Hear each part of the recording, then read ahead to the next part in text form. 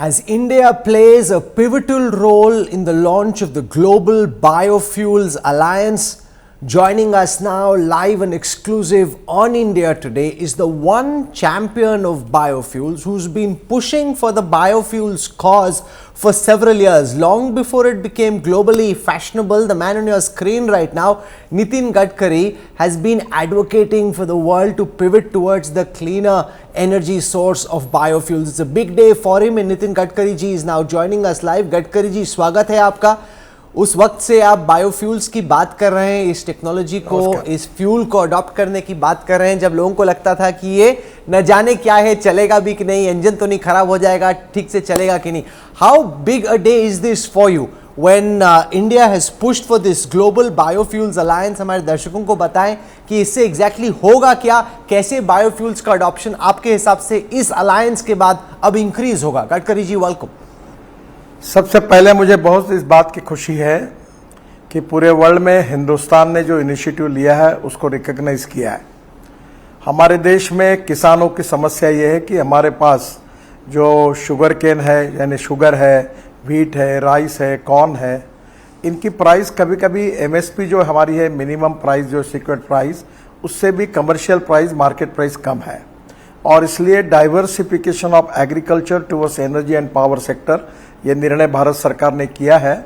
और उसमें सबसे अच्छी बात है कि शुगर के जूस से इथेनॉल बन रहा है, मोलाइसिस से बन रहा है, कॉर्न से बन रहा है, ब्रोकन राइस से बन रहा है, व्हीट से बन रहा है, फूड ग्रेन से बन रहा है, अब बायोमास से और बाम्बू से भी बन रहा है।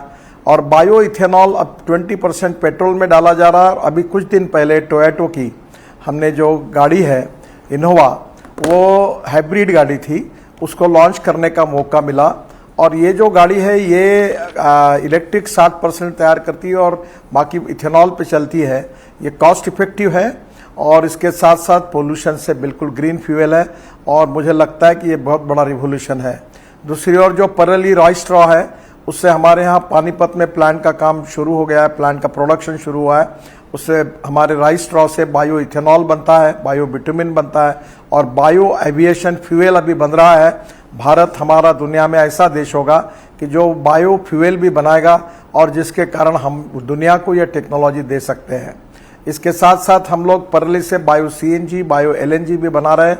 और मुझे खुशी है कि केवल इथेनॉल में नहीं, electric, ethanol, methanol, biodiesel, bio CNG, electric और उसके साथ अब ग्रीन हाइड्रोजन, जो कचरा है और वेस्ट वाटर है, उससे इलेक्ट्रोलाइजर की मदद से हाइड्रोजन तैयार करके अभी हम एनर्जी को इंपोर्ट करने वाला देश है, पर धीरे धीरे हम एनर्जी को एक्सपोर्ट करने वाला देश बन रहे हैं। लिथियम आयन बैटरी में हमारे यहाँ अलग अलग प्रकार की केमिस्ट्री डेवलप हो रही है, हाइड्रोजन से लेकर लिथियम आयन तक और इथेनॉल से लेकर मेथेनॉल तक के ट्रक अभी शुरू हुए हैं। और इसलिए अल्टरनेटिव फ्यूल और बायो फ्यूल, ये दोनों में भारत ने एक बहुत अच्छा काम किया है। और आज की ये ग्लोबल अलायंस जो बायो फ्यूल पर हुई है, निश्चित रूप से भारत के लिए बहुत अभिमान का विषय है और भारत निश्चित रूप से इस विषय को वर्ल्ड में लीड कर सकता है और आत्मनिर्भर भारत बनेगा। 16 लाख करोड़ का जो हमारा फॉसिल फ्यूल का इंपोर्ट है वह कम होगा और हम प्रदूषण से भी मुक्ति मिलेगी और इकोनॉमिक पॉइंट ऑफ व्यू ग्रामीण और कृषि क्षेत्र में नए रोजगार निर्माण होंगे। आज का ये बात इंटरनेशनल लेवल पर जिस प्रकार से भारत ये काम कर रहा है, निश्चित रूप से दुनिया को भी दिशा देने की क्षमता भारत में निर्माण हो रही है। इस बात की मुझे बहुत खुशी है। गडकरी जी, आपके हिसाब से इंडिया की जो टोटल फॉसिल फ्यूल कंजम्पशन है, उसका कितना हिस्सा हम लोग बायोफ्यूल से आने वाले वक्त में रिप्लेस कर पाएंगे? आपने क्या टारगेट्स रखे हैं, क्या डेडलाइंस रखी हैं? कितना, अगर जैसे जो अभी पेट्रोल डीजल पे हम लोग चलते हैं, कितना हिस्सा हम लोग इस बायोफ्यूल्स में मूव कर सकते हैं?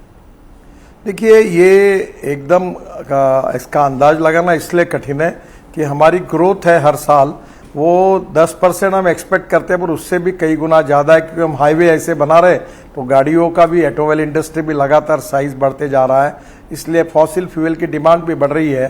पर मुझे लगता है जिस प्रकार से हमने अल्टरनेटिव फ्यूल और बायो फ्यूल पे काम किया है, तो मुझे लगता है कि इसका बहुत बड़ा इम्पैक्ट आने वाले 5 साल में देश में होगा। अब कितना फॉसिल फ्यूल कम होगा ये तो नहीं बता पाऊंगा, पर मुझे विश्वास है कि बहुत बड़े प्रमाण पर फॉसिल फ्यूल के बजाय अल्टरनेटिव फ्यूल और हमारा बायो फ्यूल यूज होगा और इसमें किसानों को समृद्धि और संपन्नता मिलेगी और प्रदूषण कम होगा। जैसे दिल्ली की हम बात करते हैं, पराली जलती थी, अब परली लोग खरीद रहे हैं और परली से bio CNG, bio LNG, ethanol तैयार हो रहा है, बिटुमिन तैयार हो रहा है। और पानीपत में जैसे प्लांट शुरू हुआ, अब परली मिलने में अड़चन आने लगी, अब परली जलना बंद हो गया, जिसके कारण दिल्ली के प्रदूषण में भी कमी आएगी। तो इसका इम्पैक्ट 5 साल में काफ़ी बड़ा आएगा।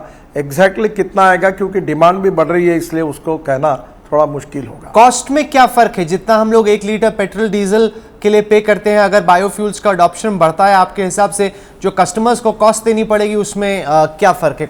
कस्टमर्स को जो पैसे देने पड़ेंगे उसमें क्या फर्क है? देखिए, अगर फ्लेक्स इंजन की गाड़ी अगर 100% इथेनॉल पर आती है, और ऑलरेडी हमने लॉन्च की है, तो उसमें इथेनॉल का रेट 60 रुपये लीटर है और पेट्रोल का रेट 120 रुपये लीटर है।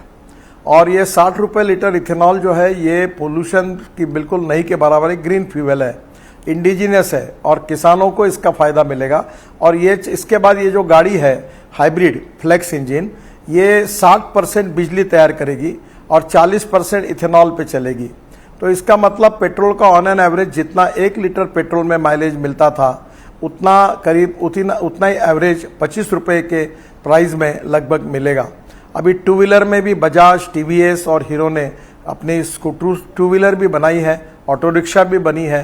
धीरे धीरे इथेनॉल के पंप अभी जल्दी शुरू होंगे और इथेनॉल 100% पेट्रोल के अल्टरनेटिव में यूज़ होगा।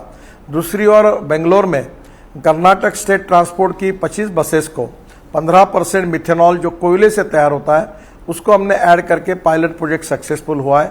और अशोक लेलैंड ने अपना 100% मिथेनॉल पर ये ट्रक भी अब लॉन्च किया है। तो मिथेनॉल का रेट 25 रुपये लीटर है और डीजल का 110 रुपये लीटर है। और कोयला हमारे देश में लो क्वालिटी का कोयला बहुत है। तो कोयले से मिथेनॉल भी बनेगा और उसके साथ एक डीएमई बनेगा, जो डीएमई हम करीब 30 से 40% तक एलपीजी में ऐड करेंगे, तो हमारा गैस का सिलेंडर भी 100 रुपए से कम होगा। ओवरऑल इंपोर्ट में परिणाम होगा, इकोनॉमी इंडिया में डेवलप होगी, रोजगार निर्माण होगा और प्रदूषण भी कम होगा। गडकरी जी, 1-2 आखिरी सवाल ये इंटरव्यू खत्म करने से पहले। कई लोगों के जहन में ये सवाल होगा कि अगर ये बायोफ्यूल्स यूज होते हैं तो क्या इंजन की एफिशिएंसी पे, कितने साल वो चलता है, क्या इस तरह की चीजों पे इंपैक्ट होगा, क्या उनको ये लॉन्ग रन में महंगा पड़ सकता है? उस पे चूंकि आपने इसको इतना स्टडी किया है, आपका क्या जवाब? पहली बात तो ऐसी है कि बायोफ्यूल से कार्बन डाइऑक्साइड नहीं के बराबर होता है और बाकी जो हजारडस गैसेस है वो भी नहीं होते हैं। उसके कारण मशीन का लाइफ बढ़ता है और इफिशिएंसी बढ़ती है। बायोफ्यूल यूज़ करने से प्रदूषण भी नहीं होता है।